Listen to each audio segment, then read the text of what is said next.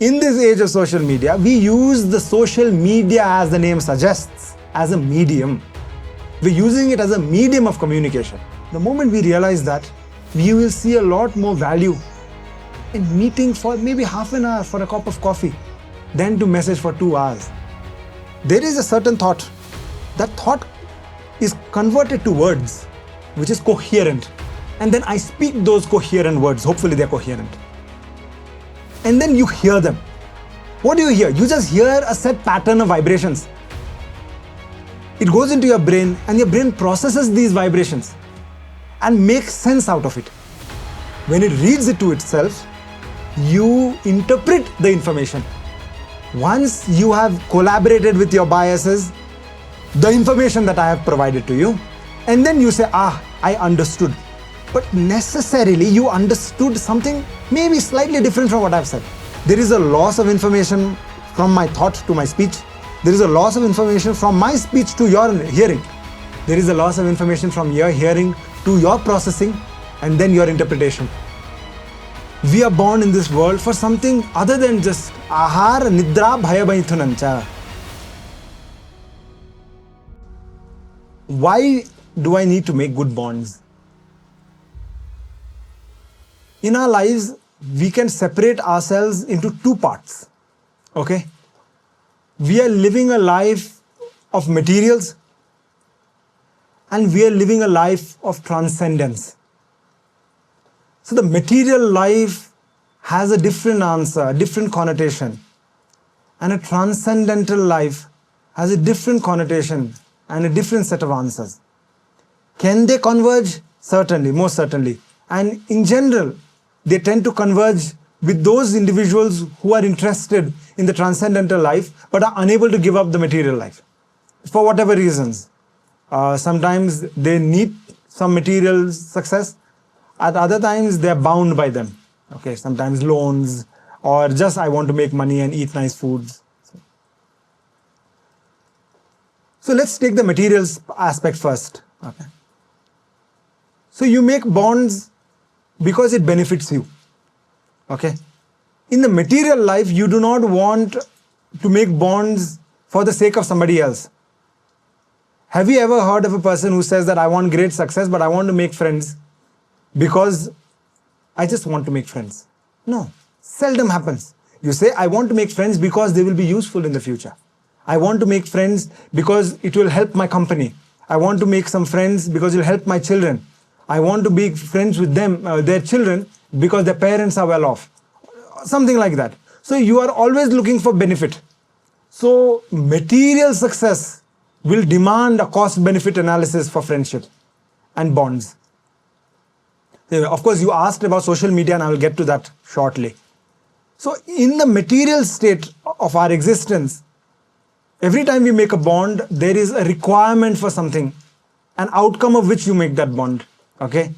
A simple understanding is, let's take you for instance, you're an intern. What do? You come and you learn. So this bond is for what? It is you're gaining something from me. Why did I allow that bond? Generally for two reasons. One, because I'm also gaining something from it. You help me out with so many things in the clinic. You help me out in giving me a perspective on things that I otherwise wouldn't have seen from your perspective. You see, there is a new perspective that comes. It also gives me a reason to study about certain things which I otherwise would have just let alone. Okay, so I benefit from this. And then you benefit from it. You learn whatever I've been doing. You learn a new perspective on life. You learn a new methodology for, therapy, etc. But that is the material benefit. But all of these things you can learn from somebody else also. You can learn from somebody much easier, someone who can teach you maybe once a week or twice a week, or just going somewhere else, or asking somebody. In the end, it's a certificate, whatever it is. I teach you things that I don't need to teach. And that is where we learn about the transcendental state of a bond. That I do certain things in spite of my time, not because of my time.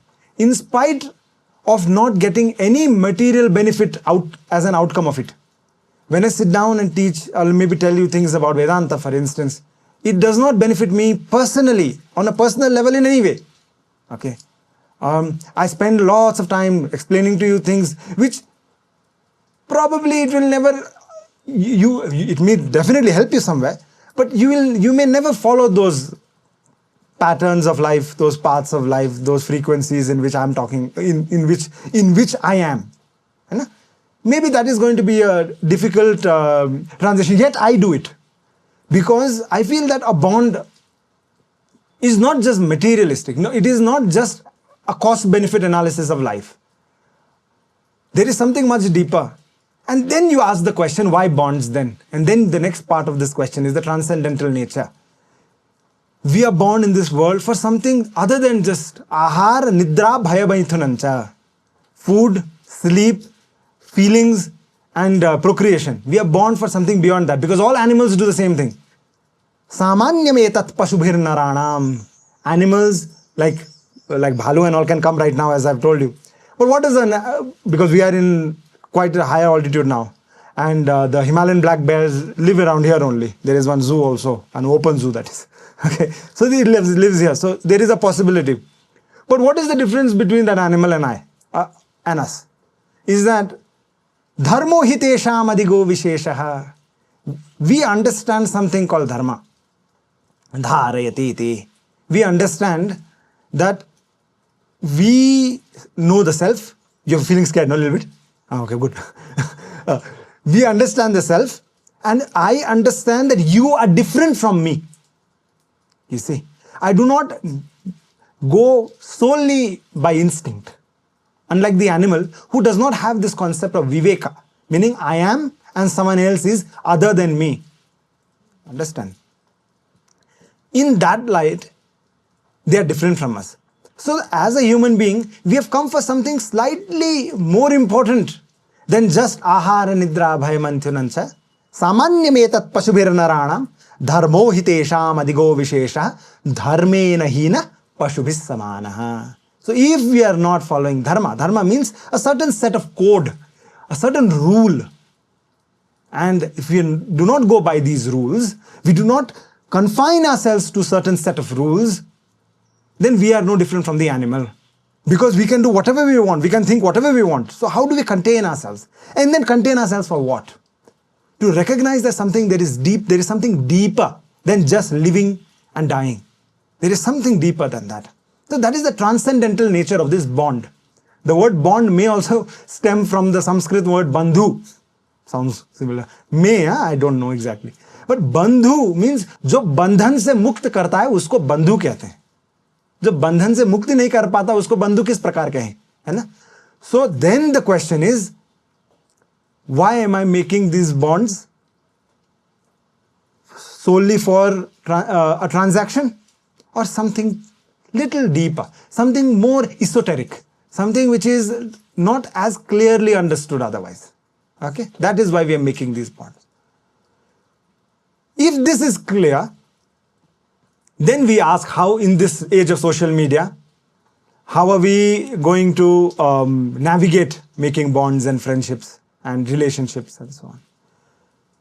Now this is the second part of the question. Rather, it's the first part of the question. I'm answering it now. When I speak something like right now, there is a certain thought, okay? That thought is converted to words, which is coherent. And then I speak those coherent words. Hopefully they're coherent. And then you hear them. What do you hear? You just hear a set pattern of vibrations. It goes into your brain, and your brain processes these vibrations and makes sense out of it. Once it makes sense out of it, it reads it to itself.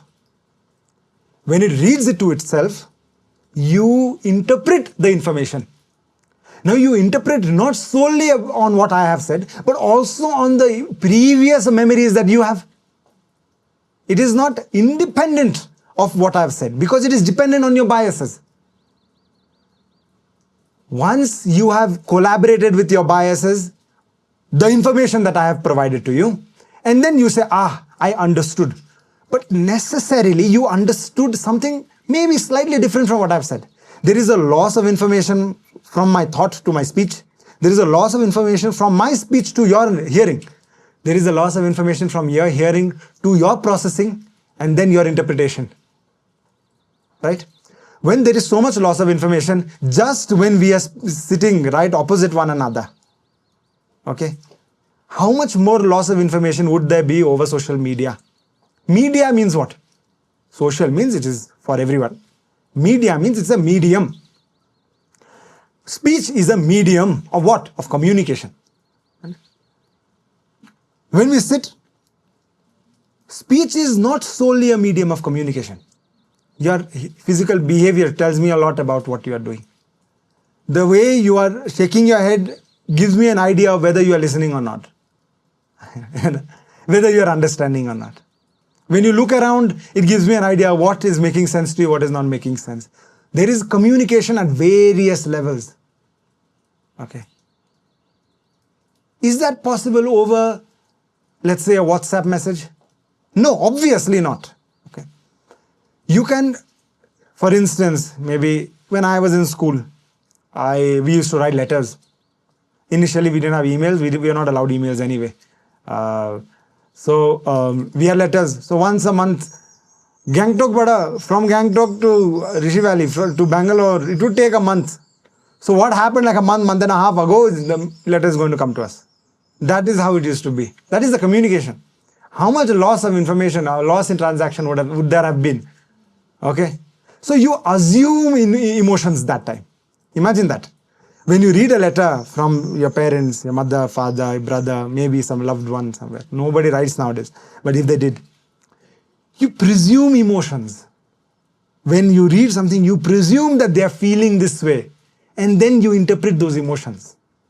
It is much slower. Okay. Because you don't have a choice. You don't have the luxury of presuming a false emotion. You see. Because if you were to ask, what do you mean by this? It takes 2 months because 1 month to reach here and another month for them to write it, provided that they read the letter and write it on that day and post it. Huh? So you have a lag of 2 months. That's not going to be the same with WhatsApp. You message, now you want immediate response because you want to clarify the emotions. So you are not reading it with a presumed emotion the way you read letters. But what do? Now you have the luxury of finding faults in those letters. When you read the letters written by hand, you do not have the luxury of finding faults. But here you have. You have the luxury of finding faults because you can ask. You can communicate much faster. Does a quick communication imply an effective communication? Maybe not. Okay. So in the age of social media, when things are going so fast, everything is going so fast. How much ever you may meet in shadi.com or whatever.com you have, do you not have to meet after you meet online? Don't you have to go and meet in person? Why do you have to meet in person if social media was apt and ample? So you do have to meet elsewhere, meaning a physical communion is very important. Some form of communication is extremely important. And here is where the question lies. In this age of social media, we use the social media, as the name suggests, as a medium. We're using it as a medium of communication. You see. It is not solely a platform of communication. When all things considered, we do not have the luxury of meeting on a daily basis, we utilize social media. So when we navigate our lives also, we navigate our lives through this framework. So this is a medium of communication. We do not solely rely on it as the sole medium of communication. So the moment there is a misunderstanding, you must take a step back.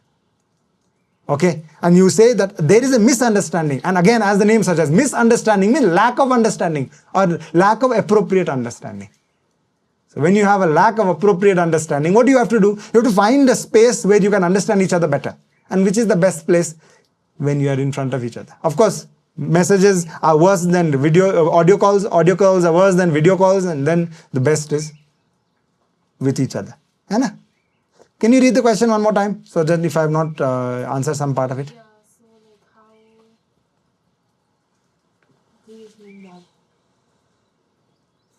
people relying on social media and all of that is impacting their like concept of intimacy Yes. and So what is happening is when people rely on social media,